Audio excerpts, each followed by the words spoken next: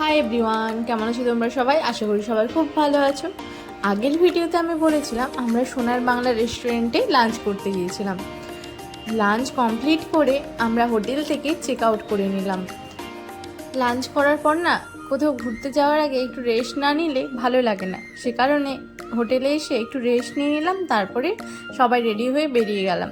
আমরা আজ যাবো ঢেউসাগর। এর আগে অনেকবারই নিউ দীঘাতে এসেছি, কিন্তু ঢেউসাগরে যাওয়া হয়নি। বাইরে থেকে দেখেছি, অনেক দিন থেকে যাওয়ার ইচ্ছে ছিল, সে কারণে আজকে চলে গেলাম ঢেউসাগরে। যেহেতু আমরা গাড়ি নিয়ে গেছিলাম, ওখানে গাড়ি পার্কিংয়ের জায়গা ছিল, তো গাড়ি পার্কিংয়ের জন্য 20 টাকা করে নেয়, আর পার হেড টিকিট 10 টাকা করে। তো সামনেই টিকিট কাউন্টার, আমরা প্রথমে গিয়েই টিকিট কেটে নিলাম। আমরা 8 জন ছিল, 8 জনে 80 টাকা নিল। আর যদি তোমরা বাইক নিয়ে যাও, বাইকের পার্কিংও 10 টাকা। চলো, আমাদের টিকিট কাটা কমপ্লিট হয়ে গেছে, আমরা এখন ভেতরে ঢুকবো। ভেতরে ঢুকেই চলো দেখাবো ঢেউসাগরটা কেমন। আমিও প্রথমবার এসেছি, তাই জন্য আমিও জানি না কেমন। চলো দেখাবো তোমাদেরও। তো আমরা এখন ভেতরে ঢুকে গেলাম, আর ভেতরে দেখো কত সুন্দর, কতগুলো জিরাফ দিয়ে লেখা আছে ঢেউসাগর। আমরা এখানে অনেকগুলো ছবি তুলেছি। আর ওখানে গিয়ে জানতে পারলাম, বিশেষত যদি তোমরা রাত্রেবেলা আসো বা 6টার পরে আসো, তাহলেই কিন্তু আরও সুন্দরভাবে দেখতে পারবে, কারণ এগুলো সব লাইটিং দেওয়া ছিল। কিন্তু আমরা যেহেতু দিনের বেলাতে গেছি, আর সেসব লাইটিংগুলো দেখতে পাইনি। আর অনেকগুলো রাইডও ছিল, যেগুলো 5:30 6টার সময় খোলে, সেগুলোও আমাদের করা হয়নি। আমরা প্রথমবার গেছি বলে জানতাম না। তো তোমরা এখনও যাওনি, যারা যাবে তাদেরকে বলে দিচ্ছি 6টার পরে যেও। 6টার পরে গেলে এত সুন্দর লাইটিং সবটাই দেখতে পারবে। তারপরে এত রাইডগুলো আছে, সেগুলোও চড়তে পারবে। ঢুকেই দেখছিলে কত সুন্দর Chhota Bheem, Mickey mouse, mini সবার ছিল। আর এখানে দেখো একজন তার আঙুলটাই ভেঙে দিয়েছে। কি অবস্থা, বেচারাকে দেখে এমনিতে কত কষ্ট মনে হচ্ছে, তার উপর তার আঙুলটাই কি ভেঙে দিয়েছে। আর এখানে দেখলাম ভেতরে অনেক রকমের খাওয়ার দোকান ছিল, অনেক ক্যাফে ছিল, তারপরে ফুচকা দোকান, অনেক কিছু। কিন্তু আমরা এখানে কিছু ট্রাই করিনি। চলুন ঢেউসাগরটা আপনাদেরকে ঘুরে দেখায় কত সুন্দর আর কি কি আছে। ঢুকেই ছিল এই টয় ট্রেনটা, কিন্তু দুর্ভাগ্য 6টার পরে খুলবে, সে কারণে আমরা আর ওটাতে চড়তে পারিনি। আর এখানে কত সুন্দর দেখো, ফটো তোলার অনেক অপশান। আর আমরা এগিয়ে চলেছিলাম সমুদ্রের দিকে। এত হাওয়া আর এত সাউন্ড আসছিল, সে কারণে আমরা পৌঁছে গেলাম একেবারে সমুদ্রের সাইডে। আর এখানে দেখো কত সুন্দরভাবে সব কিছু করা আছে, এগুলোতে সব লাইটিং দেওয়া আছে। রাত্রেবেলা হলে ভালোভাবে দেখা যেত, কিন্তু যেহেতু আমরা বিকেলবেলাতে এসেছিলাম, সে কারণে কোনো লাইটই চলছিল না। আর আমরা এখানে পেছনে হেঁটে হেঁটে সবাই আসছিলাম। আর ঢেউসাগরের যে মেন আকর্ষণ, এই জাহাজটা, জাহাজ বাড়ি বলা হয়। তো দেখো ময়ূরের ওপরে এই জাহাজ বাড়িটা কত সুন্দর, তাই না? আমি প্রথমবার দেখলাম, বাইরে থেকে দেখেছি, কিন্তু ভেতরে এসে এই দেখলাম প্রথম। এর ভেতরে ঢোকা যায় না, বাইরে থেকেই যা দেখার আছে ওটাই।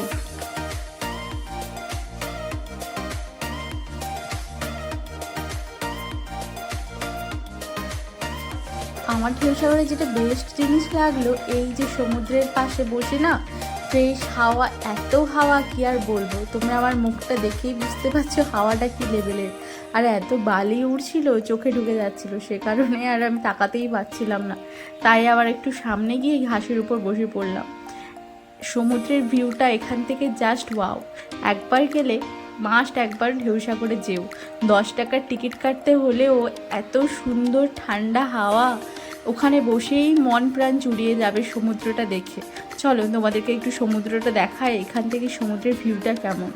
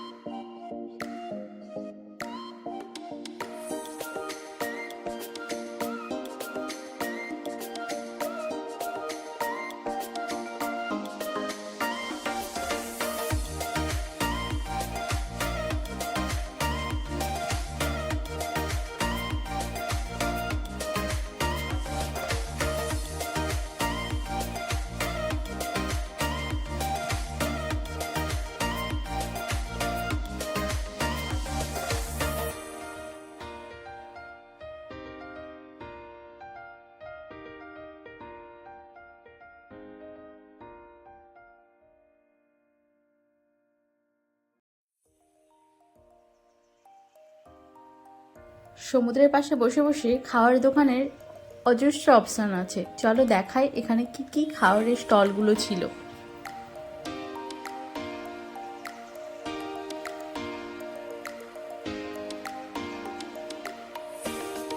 আমরা গেছিলাম প্রায় 4টে-5টা নাগাদ, তখন অনেক দোকানই খোলেনি, কিন্তু দেখতেই পাচ্ছ অনেকগুলো আবার খুলেছে। আর নামগুলো দেখেই বুঝতে পারছো কী কী খাবার পেয়ে যাবে তোমরা এখানে।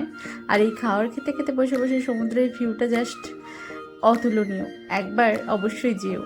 তো আমরা এখন বসে বসে সমুদ্রই দেখছিলাম, আর কিছুক্ষণ তারপরে আবার চলে যাব, যেহেতু আমরা দীঘাতে আজকে স্টে করব না, সে কারণে আর একটু মন প্রাণ ভরে সমুদ্রটাকে দেখে নিচ্ছিলাম আর একটু ফ্রেশ হাওয়া খেয়ে নিচ্ছিলাম।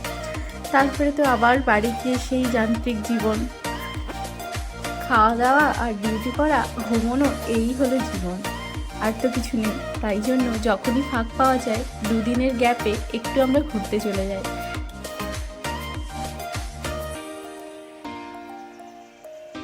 এত বড় পার্ক আমি তো ঘুরেই শেষ করতে পারছিলাম না। তার উপর হয়েছে এক কাণ্ড, আমার ফোনে চার্জ প্রায় শেষ হয়ে যাচ্ছে। আমি ভাবছিলাম যে এরপরে কী করে ভিডিও করব আমি, অনেক কষ্টে তাই ঘুরে নিচ্ছিলাম পার্কটা, তাড়াতাড়ি চারিদিকটা ঘুরে নিলাম। আর বেশি লেট করব না, কারণ আমাদের বাড়ি ফিরতে হবে। আমার বাড়ি প্রায় 2 ঘন্টা লাগবে যেতে, সে কারণে রাত হয়ে গেলে আবার এত সব বাচ্চাদেরকে নিয়ে যাওয়া, তো তাই জন্য আর বেশি দেরি করলাম না। এদিকে দেখো কত সুন্দরভাবে চারিদিকে এত ঝাউ গাছ আর এতগুলো রাস্তা, তুমি তো গুলিয়েই ফেলবে কোন দিক থেকে এসেছিলে। যাই হোক, আমরা ঘোরাটা প্রায় কমপ্লিট করে নিয়েছি, এরপরে আমরা ফিরে যাব। এখানে বাচ্চাদের খেলার দোলনা, স্লাইডিং সব কিছু আছে। এখানে বাচ্চারা শুধু দুলছিল না, বাচ্চার সাথে সাথে বড়রাও দুলছিল।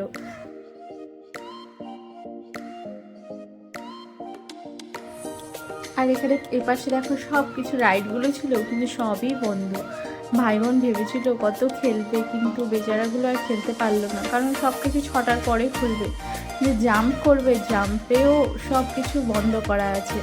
তাই নিরাশা হয়ে আমরা আর বেশিক্ষণ থাকলাম না, আসার পথে একটু খাওয়া দাওয়া কমপ্লিট করে নিলাম, একটু ফুচকা খেয়েছিলাম।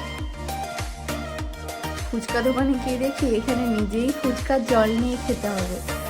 5টা ফুচকা ছিল মনে হয় 30 টাকা করে। আর এখানে দেখো গন্ধরাজ ওয়াটার, তারপরে পুদিনা জল, আরও অনেক কিছু ছিল, মিষ্টি জল, এরকম লেখা অনেক কিছু ছিল দেখো। আর এরপরে তোমাকে শুধু ওরা ফুচকাগুলো দিয়ে দেবে, এরপরে তোমার যতটা ইচ্ছা জল নিয়ে নিয়ে খাবে। আর এখানে দই ফুচকাও ছিল, কিন্তু সত্যি কথা বলতে এই যে ডিফারেন্ট ডিফারেন্ট জলের আমার একটুও ভালো লাগেনি খেতে। জানি না তোমাদের কেমন লাগবে, বাট আমার তো ভালো লাগেনি। যাই হোক, দই ফুচকাটা ভালো ছিল, কিন্তু দই ফুচকা 1 প্লেট নেওয়ার কারণে আমি নিজেই পাইনি জল ফুচকা খেতে খেতে। যাই হোক, আমরা ফুচকা খাওয়া কমপ্লিট করে বেরিয়ে পড়লাম, আর বেশিক্ষণ টাইম ওখানে নষ্ট করা যাবে না, আমাদের ফিরতে হবে। এরপরে আমরা একটু যাব নিউ দীঘায়, ওখানে কিছু কেনাকাটা করার আছে, তো ওখানে গিয়ে একটু কিছু কেনাকাটা করেই জাস্ট বাড়ির জন্য রওনা হব। চলো যাই তাহলে একটু নিউ দীঘার বিচে।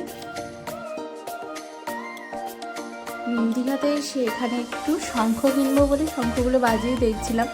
যদিও আমি খুব ভালো একটু শঙ্খ বাজাতে পারি না, তাও একবার পরীক্ষা করে নেওয়া ভালো, না হলে বাড়ি গিয়ে দেখবো বাজাতেই পারছি না। কারণ ওনারা তো বাজিয়ে দেন, কিন্তু ওনারা তো এক্সপার্ট, যা মানে যদি খারাপ শঙ্খ হয় তাও বাজিয়ে দিয়ে দেবেন, কিন্তু আমরা তো আর বাজাতে পারবো না। তাই জন্য একটু দেখে শুনে 2টো শঙ্খ নিয়ে নিলাম ছোট ছোট। আর তারপরে দেখো এখানে অনেক জিনিস ছিল, ভেবেছিলাম শাখা নেবো, কিন্তু এত দাম বলছিল সে কারণে আর শাখাটা নেওয়া হয়নি। তাই আমরা আবার বিচের পাশে একটু বসিয়ে একটু খাওয়া দাওয়া কমপ্লিট করেই জাস্ট ফিরে এলাম। দেখো এখানে হাওয়াটা কী দিচ্ছিল, আর মানুষের ভিড়টা শুধু দেখো, এখনও লোক স্নান করে যাচ্ছে। আসলে আমরা যখন এসেছিলাম সকালবেলায় এত জোয়ার ছিল, জলে নামাই যাচ্ছিল না। আর তোমরা তো জানো আমি আরও জলে নামতে গিয়ে হাত পা সব কেটে বসেছিলাম। যাই হোক, এখন আমরা একটু বসে 5-10 মিনিট বসেই চলে যাব। তার মাছ ভাজা খাবো বলে গেলাম দোকানে, কিন্তু ওখানে গিয়ে দেখলাম যে এত মাছই উঠছে, সেজন্য আর মাছ ভাজা খাওয়ার ইচ্ছেটা হলো না।